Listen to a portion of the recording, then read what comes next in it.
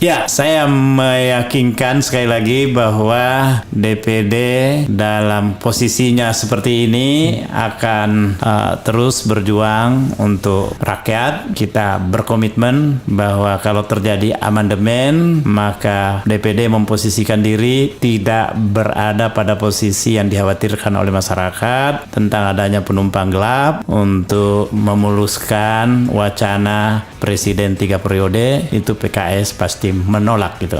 Yang kedua, wacana tentang perpanjangan masa jabatan 3 tahun atau berapapun, itu juga DPD memposisikan diri tidak berada pada posisi itu, menolak.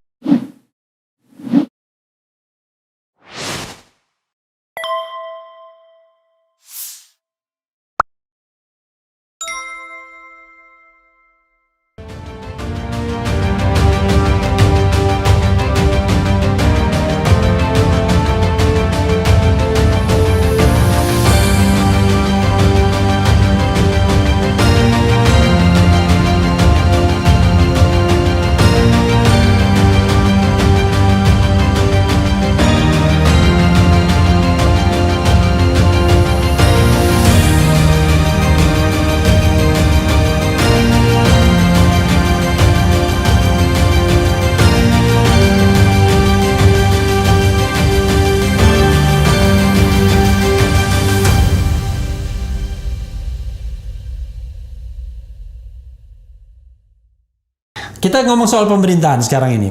Ya.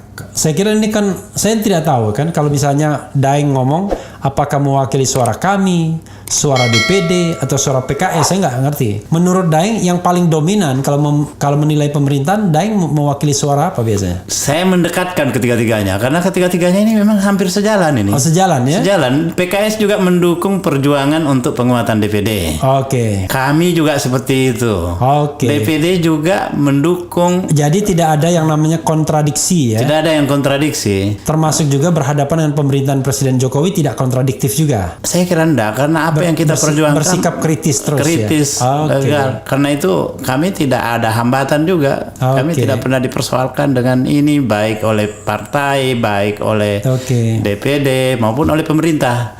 Saya punya kenalan banyak juga di pemerintahan ya. Jalan cair aja hubungannya. Ya mungkin karena Daeng sudah banyak menanam kebaikan kepada mereka. Jadi secara personal mereka tidak mau protes, tapi institusinya diprotes melulu ya kan. Contohnya kami diprotes ya kan, bukan hanya diprotes, aktivisnya juga ditangkap ya kan. Daeng, bagaimana Daeng melihat pemerintahan Presiden Jokowi ini? Wah, ini bagian yang ngeri-ngeri sedap nih. Saya kan sekarang ini ada kegiatan dengar pendapat masyarakat. Jadi setiap melalui kali DPD. Melalui DPD. Melalui DPD. Jadi saya kumpul masyarakat dan setiap kali saya menyampaikan bahwa dengar pendapat ini terutama kaitannya dengan pokok-pokok haluan negara. Tetapi respon mereka itu yang ditanyakan amandemen. Nah, saya ya memang salah satu cara melakukan masukkan pokok-pokok haluan negara ini itu bisa lewat amandemen. Tapi bukan itu yang dia maksud, bahwa amandemen ini 3 periode. Yang 3 periode. Selalu kecurigaannya masyarakat rata-rata seperti itu. 3 periode atau penambahan perpanjangan masa jabatan 3 tahun. Karena pandemi ini. Karena pandemi. Dan mereka rata-rata sudah mendengar juga keterangan yang dirilis oleh KPU. Katanya bahwa KPU menyampaikan tidak ada pemilu serentak 2024 tapi akan diundur ke 2027. Berarti ini kelihatan betul ini bahwa ini yang bisa walaupun jadi. Belakangan KPU mengatakan ya itu kepala daerahnya. Kepala daerahnya. Tapi kalau kepala daerahnya mau diundur ya kenapa nggak dilakukan sekarang aja? Kan misalnya DKI kan habis 2022. Kenapa nggak 2022 pilkada aja? Masa diundur 2027? Enak bener yang 2022 nanti yang pengganti. Penggantinya itu gratis 5 tahun. Iya kan, gratis 5 tahun jadinya. Makanya confused juga itu keterangannya kalau mengatakan begitu. Karena yang kita tahu yang paling berkepentingan untuk diperpanjang justru pusat. Kalau alasan pandemi. Dan itu kalau misalnya diperpanjang semua senang kecuali rakyat. Semua senang. Karena presiden 3 tahun tambah, DPR 3 tahun, DPD dapat juga, DPRD dapat juga. Semua dapat. Iya. Bisa juga gubernur bupati dapat juga. Dapat juga. Yang paling rakyat sengsara. Enggak, gubernur bupati enggak. Oh, enggak.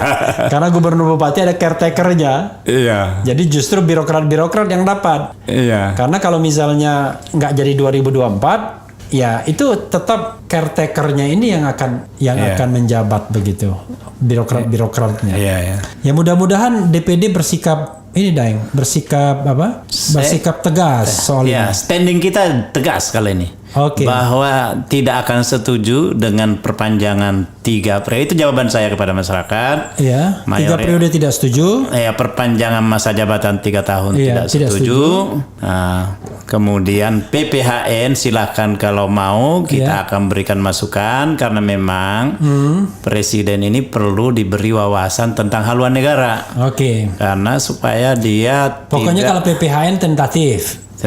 Ya. Kalau yang 2 ini nolak. Yang 2 nolak. Ini kan baru suara Tamsil Lindrung, belum suara DPD. Saya jamin mayoritas DPD. Nah, karena itu DPD harus keluarkan statement ini. Iya.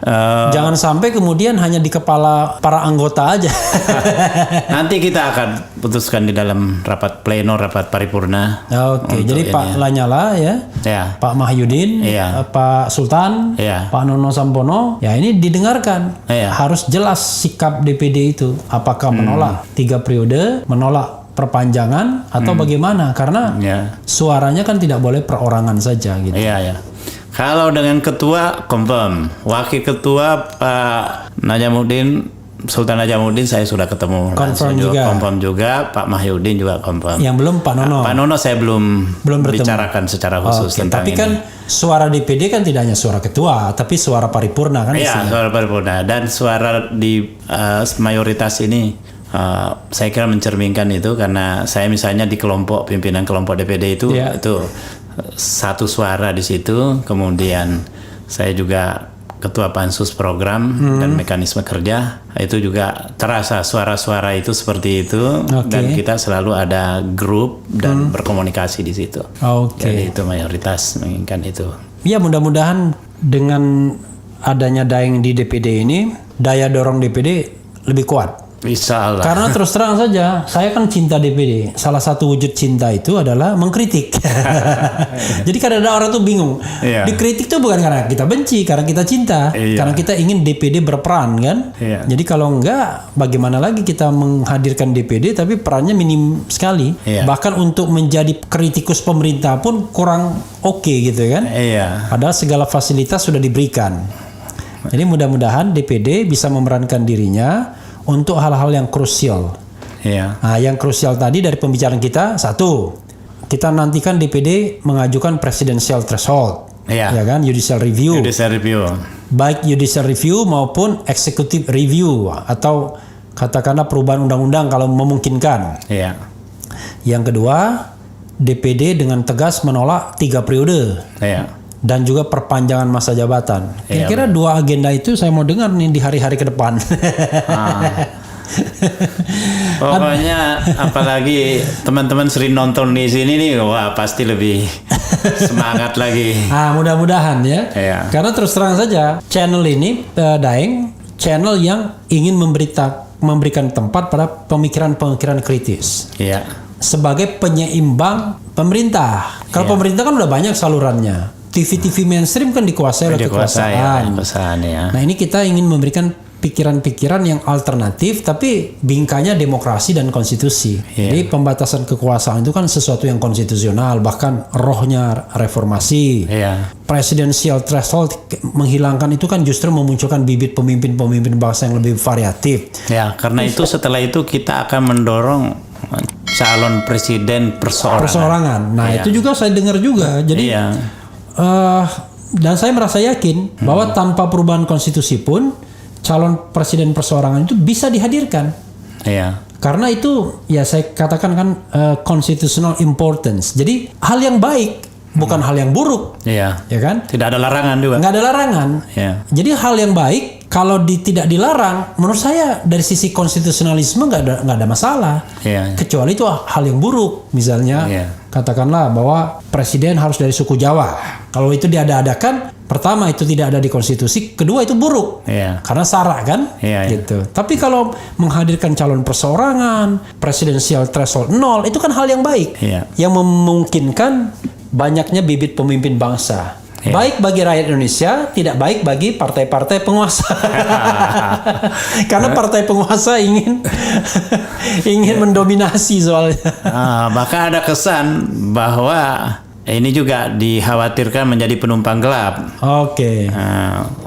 Karena ada figur-figur yang mungkin tidak laku dijual di masyarakat, tapi memungkinkan terpilih dengan pemaksaan. Di pemaksaan, dan bisa juga lewat dengan mengembalikan ke MPR. Kalau ke MPR barang itu gampang sekali. Dengan 771 60% dia kuasai. 711 maksud saya. 711. Saya kan kemarin diskusi dengan PKS tuh. Bukan dengan PKS ya, dengan Mardhani Alisera. Dia ada acara Indonesia Leader Talks, ya kan? Saya bilang, waduh, kalau dikembalikan ke MPR, jangan bayangkan MPR tahun 45 ketika Supomo membayangkan Majelis Permusyawaratan Rakyat, atau MPR ketika awal reformasi yang masih semangat. Kalau sekarang dikembalikan kepada MPR, ini semua. Kalau 700 aja dikalikan 3M masing-masing, itu baru 2,1 triliun, dan kecil sekali untuk jabatan, untuk sebuah jabatan presiden dan wakil presiden. Kembali dalam 1 tahun. Ada last statement, Daeng? Ya, saya meyakinkan sekali lagi bahwa DPD dalam posisinya seperti ini akan terus berjuang untuk rakyat. Kita berkomitmen bahwa kalau terjadi amandemen, maka DPD memposisikan diri tidak berada pada posisi yang dikhawatirkan oleh masyarakat tentang adanya penumpang gelap, untuk memuluskan wacana presiden 3 periode. Itu PKS pasti menolak gitu. Yang kedua, wacana tentang perpanjangan masa jabatan 3 tahun atau berapapun, itu juga PKS memposisikan diri, DPD maksud saya, memposisikan diri tidak berada pada posisi itu, menolak. Ya, saudara sekalian, kalau DPD semuanya menolak dan solid, nanti kita lihat maka tidak akan pernah terjadi perubahan konstitusi. Karena perubahan konstitusi itu harus dihadiri oleh anggota MPR, dan itu harus terdiri dari anggota-anggota DPR dan anggota-anggota DPD. Jadi walaupun cuma sebiji, harus ada anggota DPD-nya. Karena kalau tidak ada anggota DPD-nya, berarti bukan MPR. Jadi mudah-mudahan jaminan ketua kelompok DPD di MPR ini bisa dipegang rekan-rekan DPD, sehingga tidak akan ada perubahan konstitusi yang aneh-aneh. Yaitu yang aneh itu 2, 3 periode dan perpanjangan masa jabatan. Begitu, Dang, ya? Iya, betul. Confirm